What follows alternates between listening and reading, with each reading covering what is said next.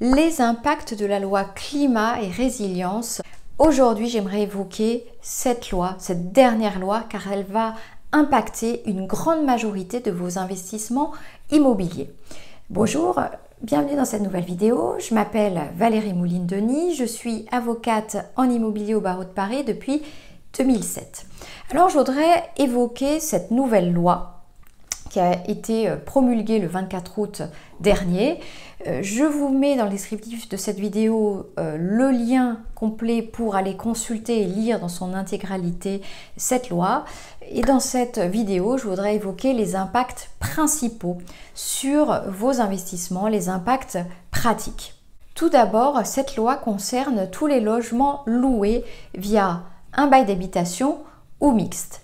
Deuxièmement, les dispositions de cette loi sont applicables pour les contrats conclus, renouvelés ou reconduits tacitement un an après la publication de cette loi, c'est-à-dire à partir du 25 août 2022 et à partir du 1er juillet 2024 pour les DOM-TOM. Les dispositions de cette loi viennent renforcer les exigences en matière de performance énergétique et donc viennent accélérer la rénovation d'un certain nombre de logements, de beaucoup de logements.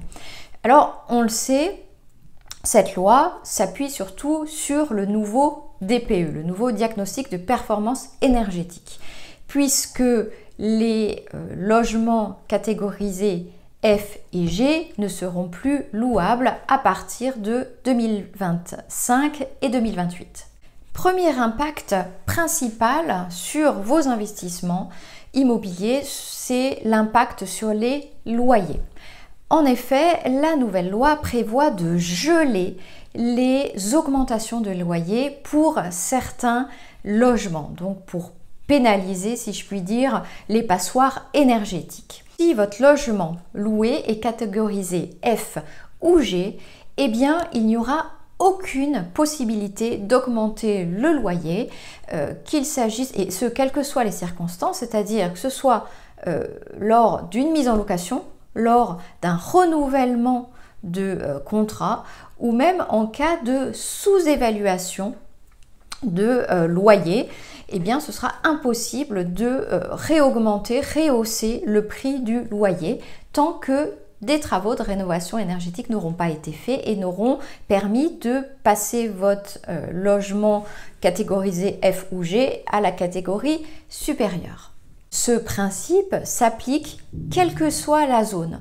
Donc, que votre logement soit dans une zone, dans une ville considérée zone tendue ou zone non tendue. Concrètement, vous serez tenu, en tant que bailleur, d'appliquer le dernier loyer qui a été appliqué au dernier locataire. Donc, il sera impossible de déroger, même contractuellement, via une clause particulière. Ce sera également impossible donc de réévaluer le loyer, même s'il était sous-évalué au préalable. Ce sera également impossible d'augmenter le loyer au moment du départ d'un locataire ou même en cas de reconduction tacite. On ne pourra pas non plus augmenter le loyer par l'effet du jeu de la clause d'indexation annuelle. Donc, vous comprenez bien que cette loi est vraiment pénalisante et vient vraiment sanctionner les logements de catégorie F et G. En tant qu'investisseur immobilier qui cherchons des investissements locatifs rentables, on voit bien que ce type de bien est assez pénalisant ou en tout cas nous pousse vraiment à rénover ces logements pour ne pas avoir des loyers gelés pendant un certain nombre d'années. D'autant que à partir de 2025 puis 2028, de toute façon, il sera ensuite impossible de les louer. Deuxième impact également très important, c'est que cette loi climat et résilience vient impacter les critères de décence. Vous savez, en tant que bailleur, on doit louer un logement décent qui remplit les critères de décence. Et la loi climat de 2019 avait déjà considéré que la performance énergétique était un critère de décence. La loi climat vient donc préciser et catégoriser ce qu'on entend par logement décent avec un calendrier transitoire. C'est-à-dire que jusque 2025, les logements considérés comme logements décents seront des logements catégorisés entre A et F. Puis à partir du 1er janvier 2028, ce seront les logements catégorisés A à E. Donc à partir du 1er janvier 2034, ne seront considérés comme logements décents que les logements catégorisés A à D.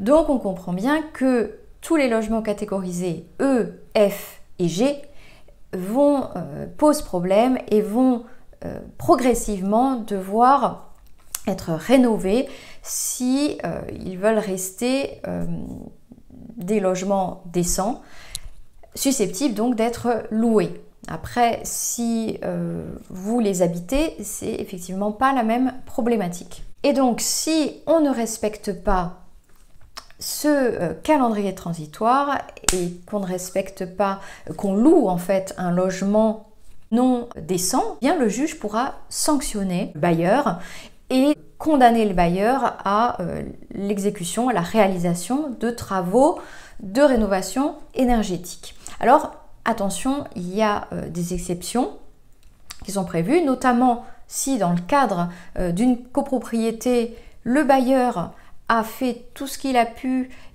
pour faire voter, faire poser cette résolution en AG, mais que ça n'a pas été voté. Ou deuxièmement, si par exemple, on l'imagine bien, il y a des contraintes architecturales qui empêchent cette rénovation énergétique. On comprend bien que le bailleur ne pourra pas être condamné à réaliser des travaux énergétiques si c'est impossible. Attention, si les travaux de rénovation énergétique sont impossibles, cela ne signifie pas qu'on peut pratiquer non plus n'importe quel montant de loyer. Troisième impact également important de cette loi climat sur les investissements immobiliers, c'est la mise en location, l'autorisation préalable de mise en location.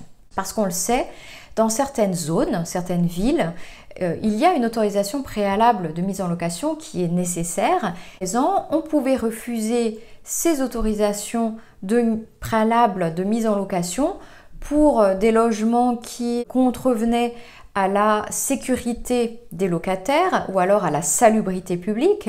Et aujourd'hui, avec cette loi climat, on va beaucoup plus loin puisqu'on étend à la décence du logement. Donc les logements qui ne seront pas considérés, qui ne sont pas décents, se verront, et notamment en raison de la performance énergétique du bien, se verront donc refuser, c'est donc possible de refuser une autorisation préalable de mise en location juste sous le prétexte que d'un logement F ou G si on se trouve en 2025 ou 2028. Dernier impact également important pour vous en tant que propriétaire bailleur, c'est la mise en location, c'est au moment de la mise en location quand vous allez mettre votre offre de location en ligne par exemple. Donc vous serez obligé, vous serez dans l'obligation d'y faire figurer la classe énergétique du bien sous peine d'amende si l'autorité administrative vous met en demeure et que vous ne le faites pas. Auparavant, cette sanction-là était réservée seulement aux professionnels, maintenant c'est même étendu aux particuliers. Alors vous l'aurez compris, la loi climat, toutes les dernières lois qui poussent à la rénovation énergétique des logements anciens sont très pénalisantes pour les propriétaires bailleurs et vont certainement, c'est inéluctable, impacter le marché locatif ancien, les ventes et les prochaines ventes à venir et nécessairement le prix du bien. Après, de là à dire que c'est la fin de l'investissement locatif dans l'ancien, il ne faut pas exagérer. Bien sûr que ça va impacter le prix, bien sûr que ça va impacter les choix de stratégie également pour les années à venir. Bien sûr, ça va conduire à peut-être arbitrer dans votre parc locatif pour éviter, si vous avez que des logements dans la catégorie F et G, d'avoir à tout rénover d'ici quelques années. Peut-être que vous allez arbitrer et en vendre certains. Bref, nécessairement ça va avoir un gros impact. Mais pour autant, l'investissement locatif dans l'ancien n'est pas mort. Le législateur est bien conscient que toutes ces dispositions vont impacter une très grande majorité du parc locatif privé. Donc les dispositions sont transitoires. Il va y avoir aussi des bilans progressifs au fil des ans, peut-être pour ajuster la loi et peut-être qu'on va voir encore d'autres règles à l'avenir. En tous les cas, si vous êtes intéressé par le sujet juridique, si vous êtes intéressé par mieux connaître le droit dans vos investissements immobiliers, je vous invite à vous abonner à cette chaîne et à la partager auprès de d'autres investisseurs. À bientôt!